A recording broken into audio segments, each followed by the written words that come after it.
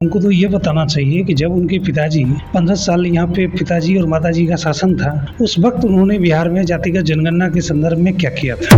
आरक्षण की बात हो या जातिगत जनगणना की बात हो, दोनों चीज नीतीश कुमार जी के लॉन्ग टर्म विजन यानी 33 साल के तपस्या का परिणाम है। हमने तो आरक्षण दिया है और आगे सुप्रीम कोर्ट में मामला चल रहा है, आरक्षण लागू होगा जैसा माहौल बन रखा है। यादव को तो साफ तौर पे कहना है कि हमारे आगे केंद्र सरकार को झुकना पड़ा, ये मांग हमारी थी और ये मैंने पास करवा के माना और जनता के हित में ये काम होगा, जिसकी जितनी संख्या उसकी उतनी भागीदारी होगी।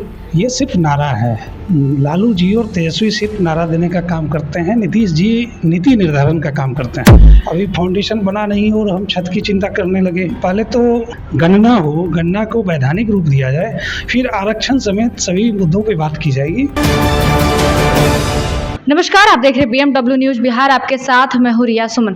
जाति जनगणना पूरे देश भर में होने हैं, जिसको लेकर लगातार पक्ष और विपक्ष में हमलावर है। वही बता दें, तेजस्वी प्रसाद यादव कल पीसी करके उन्होंने कहा कि बहवई मैं लूटूंगा क्योंकि क्रेडिट मुझे जाता है।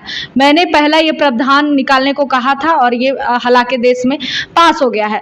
फिलहाल उन्हीं सब मुद्दों पर बातचीत करेंगे। जदयू से प्रवक्ता किशोर कुणाल जी हैं। तेजस्वी जी ने कहा था तभी ये पास हुआ।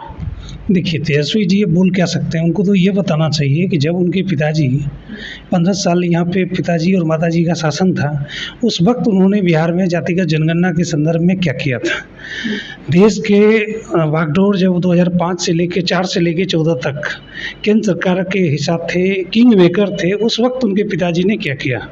उनके पास कहने के लिए कुछ नहीं है। हमारे नीतीश कुमार जी ने 25 अगस्त 1994 को देश की संसद में जातिगत जनगणना की जरूरत बताई थी और उसी जरूरत के हिसाब से आज जातिगत जनगणना हो रहा है।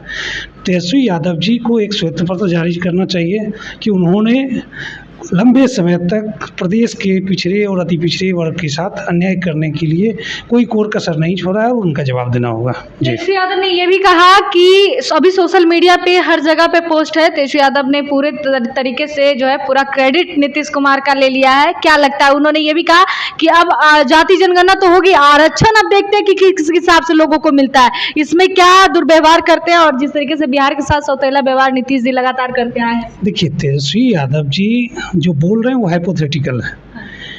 आरक्षण की बात हो या जातिगत जनगणना की बात हो, दोनों चीज नीतीश कुमार जी के लॉन्ग टर्म विजन यानी 33 साल के तपस्या का परिणाम है। हमने तो आरक्षण दिया है और आगे सुप्रीम कोर्ट में मामला चल रहा है, आरक्षण लागू होगा जैसा माहौल बन रखा है। तेजस्वी जी क्रेडिट क्या लेंगे, उन्हें तो जवाब देने की जरूरत है कि जब कांग्रेस का सरकार था उस समय सोशियो इकोनॉमिक का सर्वे का डेटा क्यों नहीं पब्लिश हुआ।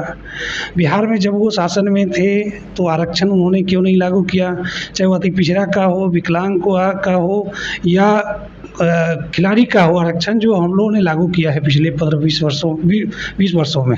तेजस्वी जी बताएं 2005 तक इन तरह के आरक्षण को क्यों नहीं लागू किया गया। तेजस्वी यादव को तो साफ तौर पे कहना है कि हमारे आगे केंद्र सरकार को झुकना पड़ा, ये मांग हमारी थी और ये मैंने पास करवा के माना और जनता के हित में ये काम होगा, जिसकी जितनी संख्या उसकी उतनी भागीदारी होगी।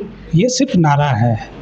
लालू जी और तेजस्वी सिर्फ नारा देने का काम करते हैं, नीतीश जी नीति निर्धारण का काम करते हैं। लालू जी बोले जिसकी जितनी हिस्सेदारी उसकी उतनी भागीदारी, और उन्होंने माई समीकरण को मजबूत किया, बाप समीकरण को मजबूत किया और आज भी वो उसी तरह के योजनाओं पे चल रहे हैं। हमारी सरकार, हमारी पार्टी और हमारे नेता सभी जाति, सभी धर्म, सभी संप्रदाय के हित में लगातार काम करते रहे और करते रहेंगे। इनके झुकने नहीं झुकने से कुछ नहीं होता है। जातिगत जनगणना के लिए आप टाइमलाइन को देखेंगे, 94 से लेके 2024 तक लगातार नीतीश जी ने अलग अलग जगह पे जातिगत जनगणना की जरूरत बताई है और उसी के आधार पर जातिगत जनगणना हुआ है। लालू जी या तेजस्वी यादव जी ये बताने का प्रयास करें कि देश के मीडिया में, देश के पार्लियामेंट में या बिहार के विधानसभा में उनके दल के द्वारा औपचारिक तरीके से जातिगत जनगणना की जरूरत कब बताई गई। सिर्फ वो नारा देते हैं, नीति निर्धारण में उनका कोई आरक्षण को लेकर क्या लग रहा है, सीमा बढ़ाई जाएगी और कब तक ये काम? बिल्कुल, ये देखिए चरणबद्ध प्रक्रिया है। आप चूंकि मीडिया से हैं और आप इन बातों को समझ सकते हैं कि फेज वाइज चीज़ें होती है। अब चूंकि घर बना नहीं अभी फाउंडेशन बना नहीं और हम छत की चिंता करने लगे। पहले तो गणना हो, गणना को वैधानिक रूप दिया जाए, फिर आरक्षण समेत सभी मुद्दों पे बात की जाएगी। लेकिन आज बिहार की जनता बेवकूफ़ नहीं है, बिहार की जनता मैच्योर है। आज हमें जश्न मनाना चाहिए और हमें इस बात के लिए धन्यवाद देना चाहिए प्रदेश के मुख्यमंत्री नीतीश कुमार जी का कि 31 वर्ष पहले इन्होंने जातिगत जनगणना को एक रोड मैप बनाने का कोशिश किया, जो आज पूरा हुआ है। बाकी बातें होती रहेगी और हमारा दल हमेशा लगातार इन चीज़ों पे लड़ता रहेगा। चलिए, अभी तो जाति जनगणना होने जा रही है। फिलहाल आरक्षण को लेकर भी नीतीश कुमार काम कर रहे, कोर्ट में मामला चल रहा है। आरक्षण का सीमा बढ़ाया जाएगा या नहीं जाएगा, ये समय सीमा बताएगा। अभी आप सुन रहे थे कुणाल किशोर का, जदयू से प्रवक्ता थे। आपको क्या लगता है कमेंट में जरूर बताएं। बहुत बहुत धन्यवाद। सूर्या हॉस्टल एक बार अपने बच्चे को जरूर भेजें। सीमांचल का सर्वश्रेष्ठ हॉस्टल, 4ठी कक्षा से 10वीं तक कोचिंग एवं ट्यूशन निःशुल्क, बेहतरीन और हर सुविधा से लबरेज। हमारा पता है दलन कटिहार। संपर्क करें 7903464641 पर। हमारा वीडियो अगर आपको अच्छा लगा हो तो आप हमारे वीडियो को लाइक करें, शेयर करें और हमारे चैनल को सब्सक्राइब जरूर करें।